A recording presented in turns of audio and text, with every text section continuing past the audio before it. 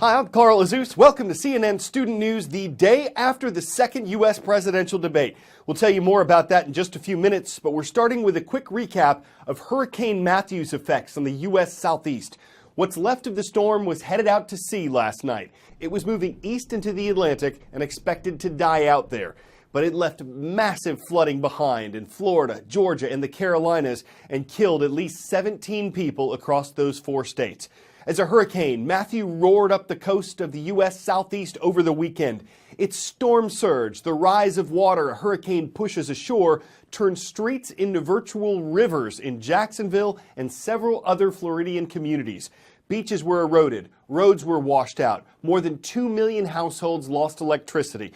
Flooding continues in North Carolina, which seems to have gotten the brunt of the storm in the U.S. The eastern part of the state expected to be flooded for days as rivers rise over their banks. But the storm was especially deadly in Haiti. Officials aren't sure yet how many people died there. Some estimates say more than 300 were killed in the storm, but others put the toll at more than twice that. A lot of the nation's agriculture has been wiped out with farmland destroyed, and a Haitian senator says the biggest concern now is cholera, an infectious disease that can be deadly and that spreads through dirty water, which is now all over the country. All of this only adds to the struggles of the impoverished Caribbean nation. This is what the path of a hurricane looks like from the air. The storm left trees scattered like matchsticks on the hills. Look at how these trees are just stripped of foliage here. You can actually see the roofs of homes on the hilltops. The roof just blown away. Hurricane Matthew killed hundreds of people and left tens of thousands homeless. We're flying over Haiti's southwestern peninsula, one of the most isolated parts of the country. This is the only real way that we can get a sense of the scale of the damage caused by Hurricane Matthew, because Haiti does not have a great network of roads, and there are a series of islands off of Haiti's coast, like Ile La Vache, what we're looking at right now. 6 years ago, this region was largely untouched by the earthquake that shattered the Haitian capital. Bonjour, ça va? But this time, the people here weren't so lucky. How is your house? My house broke, they go down, everything goes. Everyth's gone. Yeah. That's all the tree was going down, electric pole was down. Since the storm, residents of Port Salut cleaned much of the debris off the roads. But at night, they sleep outside their shattered homes in the dark. When do you think you'll get electricity here again? Nobody know when. This is a close-up view of some of the damage that we could see from the sky. Just one home that was ripped apart by the hurricane winds that made a mess of people's meager belongings and hurt a lot of people here too, who had to wait days for emergency medical care. These people survived the most powerful hurricane their country has seen in a generation. A grim reminder of the fury and power of Mother Nature. Okay, last night was round 2 of 3. At Washington University in St. Louis, Missouri, the Democratic and Republican nominees for U.S. president had their second head-to-head debate. The moderators' first planned questions centered on a controversy that surfaced Friday. It involved a tape from 2005 when a microphone that was turned on recorded part of a conversation in which Donald Trump talked about how he'd behaved inappropriately toward women on multiple occasions. On Saturday, the candidate apologized, admitting he's, quote, said some foolish things. Trump then accused Hillary Clinton of inappropriate actions. This was locker room talk. I'm not proud of it. I apologize to my family. I apologize to the American people. Certainly, I'm not proud of it. So, Mr. And Trump, we should get on to much more important things and much bigger things. He has said that the video doesn't represent who he is, but I think it's clear to anyone who heard it that it represents exactly who he is.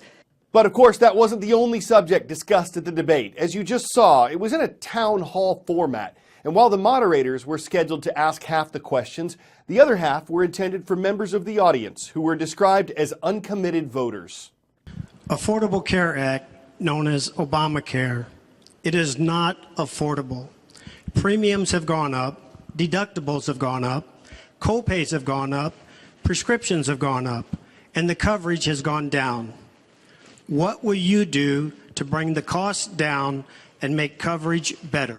I'm going to fix it because I agree with you. Premiums have gotten too high, co-pays, deductibles, prescription drug costs, and I've laid out a series of actions that we can take to try to get those costs down. We have to repeal it and replace it with something absolutely much less expensive and something that works, where your plan can actually be tailored. Good evening. Perhaps the most important aspect of this election is the Supreme Court justice.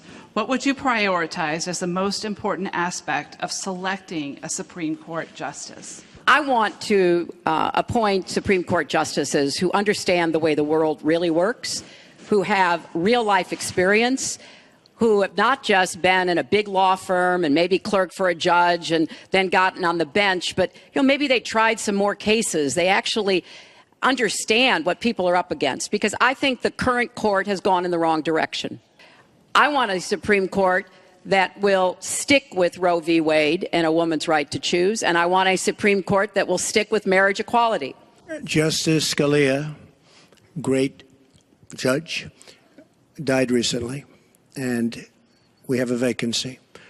I am looking to appoint judges very much in the mold of Justice Scalia.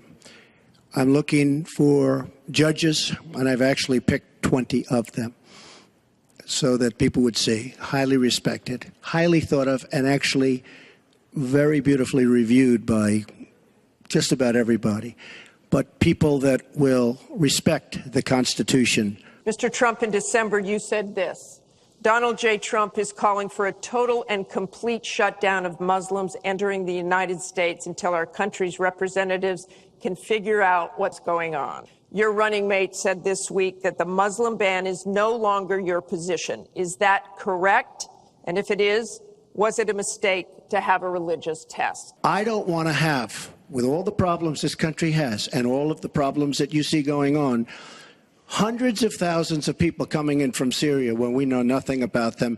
We know nothing about their values, and we know nothing about their love for our country. First of all, I will not let anyone into our country that I think poses a risk to us. But there are a lot of refugees, women and children, and we need to do our part. We by no means are carrying anywhere near the load that Europe and others are. While presidential candidates typically go up and down in the polls, some courageous climbers clamber over each other for the title of tallest and most complex human tower. The Spanish competition dates back to the 18th century. It's recognized as part of Catalonia's cultural heritage. The strongest folks are at the bottom, as you might expect, and it's usually a child who crawls to the top. There is an element of danger here, and the goal is to get everyone back down without the tower collapsing. The clamor climbs with the clamber, the attitude with the altitude, the vertical vector unveiling the unfailing victor of a towering achievement that's a head above the rest. To compete, you gotta love stories, and at the top of your class, you've gotta be sure to acclimatize. I'm Carl Azus for CNN Student News.